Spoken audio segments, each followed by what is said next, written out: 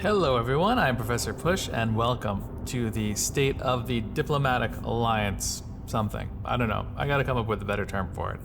Today we're doing something crazy. Logged in playing EVE Online. Alright, I know, it's crazy. And we're gonna talk about some things. First, Brave is doing very well. It's been doing better than it has in recent memory. With the addition of Fire, we've become extremely strong. Being independent is another crazy aspect of this game that, we didn't expect would work so well into our favor. And if you'll excuse the drinking and such noises, I really need to redeem some items here, so if you'll bear with me. All right, some credits. Sweet. And these are all expiring. Wonderful. Anything good? Shield hit points, why not? Alright, so you should hopefully be moving out of FN, right? And have C4C set as your home station. I hope you've done that. And now we're gonna do something leadership never does. Hit that undock button.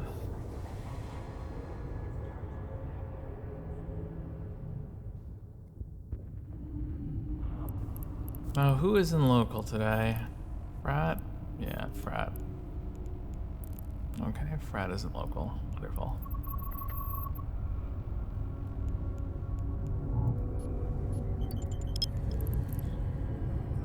Frat likes to run their little tornado comp. Hopefully, we could get something on them if they run by.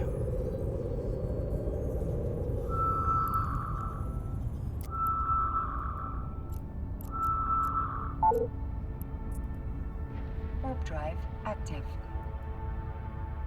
I'll get set up and I'll start talking to you about what we can expect with Brave and why certain things have to be the way they are. So let me open up my notes. There we go, spoilers. All right, so I spoke to you about Brave being the strongest independent coalition in the game right now. We're doing a lot better than before. Much better, but there's always a but. We have other things we need to start hopefully coming into alignment with. And one of those things is that our new group Fire, we have to divvy up space for them, figure out where they're going to be. They have certainly a different playstyle than we do, so trying to get the different cultures to coalesce. And we're working on comps, Wolfie, Jinx have been wonderful on that end. And we are doing other things as well. That would be hopefully, there's a Frat Raptor. That would hopefully beneficial to all of us. So we ask you bear with us. Now, number one, we're looking for Diplos. So if you would like to be Diplo and you're in a Brave collective, and you're not in Brave newbies, ask your CEO to recommend you. Speak with them, see if you can put your name in the ring. You can contact one of our Diplos. You can contact me, and we will talk. Now, we ask that you start off as a junior Diplo. There's a lot more information on the Brave Collective website as to what it entails. And there's a little bit of homework for this one. The homework is that I ask you read, or at least be very familiar with, Machiavelli's The Prince. Now, why The Prince? Why not The Art of War? The Art of War is good. I'd say The Art of War is good at like an FC level, right? Trying to talk to different people like that. Ultimately, your goal as a Diplo isn't a ship, okay? It's controlling a personality and getting them to do what you want. That is what I'd say is the equivalent of flying a Titan. For a Diplo, what you want to do is you want to learn how to wield powerful personalities to your advantage. So again, it's a bit of a time commitment. You'll start off as a junior Diplo, and I'm asking that is your only commitment. All right. FCing and stuff like that is great. Dojo and stuff like that is great. And there are exceptions to be made, but for now, we're asking that, Diplos be Diplos. 2, prices on the market. What's up with the market? Well, we don't control this Keepstar yet. We will eventually, once everything's settled. But as you can see, there's certain prices that vary, right? If you purchase something at a higher price, it's really on you. You have to be aware of that. Listing things at higher prices and blue fucking either, that's a term that's thrown around rather freely, and a lot of people don't understand what that is. Blue fucking would be more if, let's say, there's alliance doctrines that were bought and resold at a higher price, that's blue fucking. If I decide to sell something in my hangar for like this light neutron gun for like exorbitantly high prices, that wouldn't be blue fucking. Then it gets into a gray area, like if somebody bought this for like, say 8 billion-esque, I'm kind of an asshole, for listing at that, but they also got to pay attention. So how do you avoid these things, right? Since we don't control the market yet, we can't really refund you that back. Sometimes people take it upon themselves to decide to talk to marketers and, work out some kind of deal. That's really on them. It's not like an alliance thing you'd function with. Shop smart, what's up, Walmart? Brave has a lot of industrial geniuses, right? And I don't know about this Paul guy. Frankly, I don't trust him, but competition is good, right? So if you know the sellers and the people making things, even before they're on market, and you start a rapport with them, you might be able to get things cheaper. And certainly dealing with some of these people, if you establish rapport again, you'll find that you could maybe not overpay for something. Let's say you do accidentally overpay for something. I think people like that are more likely to give you your ISK back and realize, you're a new player, mistakes happen. Okay, so when do we get this Keepstar? When do, we get our own space? That's a tricky one. And it's tricky why?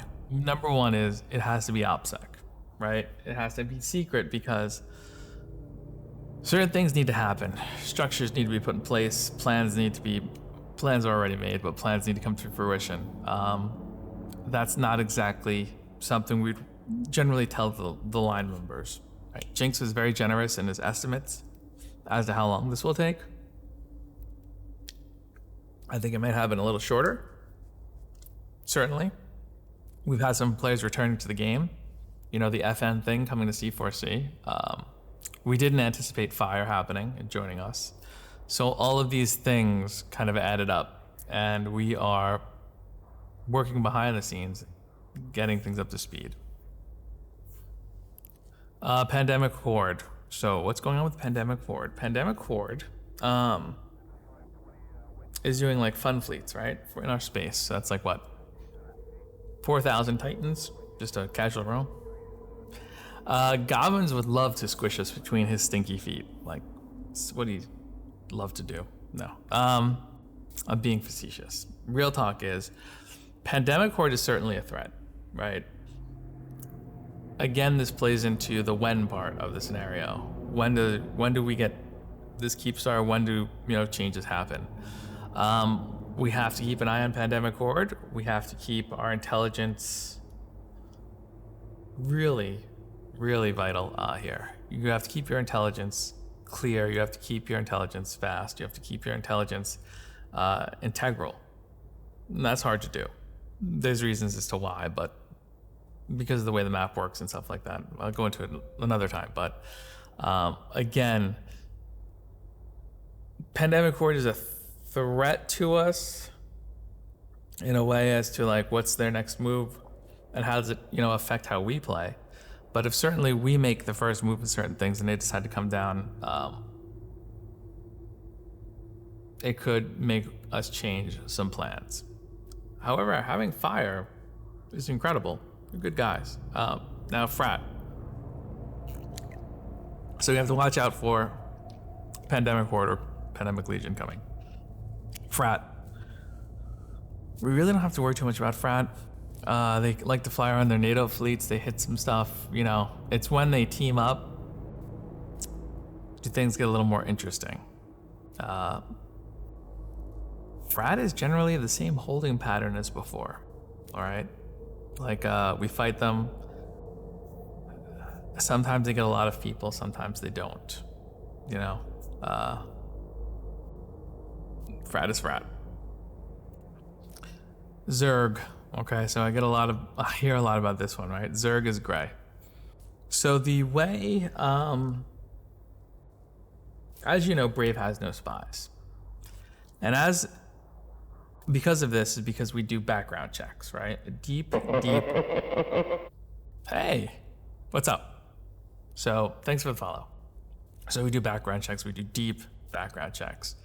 And what happens is that Zerg decides not to. So we decided to keep them gray, right? Neutral, blue-tral. You should be aware if they're in system, and you should be aware, like almost anybody else in the game, like they could at any moment turn and start shooting at you, right? Now, so let's say they did, right? How do you deal with that? Print screen, boom, right here. All right, you want to print screen, you got your local open, maybe a damage thing here. You want to go over to here and you want to make sure your logs and messages are open, right? You want to hit a print screen here, boom. You want to get as much info to us as possible, right? This will help us prevent something from happening, and this will help us show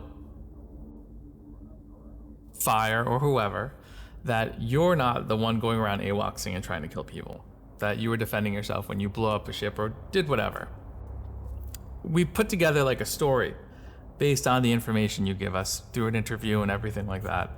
And if you do lose anything in this way, you will be reimbursed by the people who had let this go on, right? So in essence, do you really lose anything? Are you in like danger of losing anything? No, you will be SRP'd. We've done this countless times. When we were in larger coalitions, sometimes spies would get in, sometimes, 9 times out of 10, here's the thing, 9 times out of 10, it's going to be a new player. So for instance, when I started, right? This is a little while ago. So what happened was I had my settings set to auto target back, right? I don't know where that is now, but I had things set to auto target back. So I'd prime something, right? So you overheat and you prime, ready for targets, waiting for something to jump through a gate or something. So a person in the Hero Coalition at the time targeted me to give me a sensor boost. As soon as he targeted me, I targeted him back and shot, 1400s right into his face and killed him. They thought I was a spy. I was just bad at the game. Still bad at the game. This kind of thing happens more frequently than you think. I SRP'd the guy, everything was fine. I turned that off. Learn your lesson. So you gotta give people the benefit of the doubt as well. Not everyone's out to trying to kill your stuff. What else is there to talk about? Let's see. So Zerg will stay gray. You can change the color if you want. You can change them to black. It depends. I think it's good to have them as gray, blue-tral, we call, because you shouldn't engage them with, weaponry and stuff like that, but you should be aware that they exist and there could be problems. Questions. So if you have any questions, you can contact one of our Diplos, Hachu, Wolfie, our senior Diplos. We ask that you reach out to them. Not if you're the average line member. We'll have, and Blade also got a promotion, so congratulations, Blade. Not necessarily them because they have to deal with bigger issues. There are other Diplos you can reach out to who will work with you on this issue. Certainly, if you can't reach anybody and you feel like it's a necessity, an emergency, and has to be done immediately, contact a senior Diplo. So what's next? Right now, we're doing a lot. It may not look like it up front, depending on like, you know, your expectations for us or the time periods proposed, but there's a lot of things going on behind the scenes. IT is working feverishly. They're incredible. Tien is great. So's his whole IT team.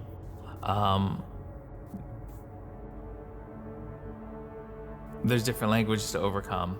There's all this stuff, so I think that sums up where we're headed, diplomatically at least. I know Jinx did a purge a little while ago, so follow his Twitch. Let me think if there's anything else. I would think we're good. I think stay in fleet, you know, get in fleet, get on comms, get on your Slacks, get on your Discords, join comms. Remind you that the cultures are different within these two organizations, and sometimes Brave has a little bit of trouble dealing with that. Thank you. Wow. I got a spam bot. Nice. So that will end the state of diplomacy, or whatever you want to call it. Come up with something better. Thank you for bearing with me. Thank you for bearing with Brave. But yes, a coalition, a corporation, Brave, has always been a work in progress. And the game's always changing. Things happen. You know, as much as people say it's stagnant gameplay, there is a lot going on underneath. And hopefully, you know, you want to throw your hat in the ring and get into diplomacy, you know. Hachu and Wolfie have been doing it for a long time, so it can't be hard, right? If they could do it, you guys could do it, you know? And really, at the end of the day, we're all trying to like make Brave a better play. We're trying to come up with like something that will like give us like a play that'll let us completely conquer the map as an independent alliance. But yeah, that's it. So stay tuned for when the C4C keeps our flips and everything like that. I will save your time. Thank you for watching. Join Brave Newbies. Professor Bush. Oh, which one ends it? Oh no, that's definitely not the one.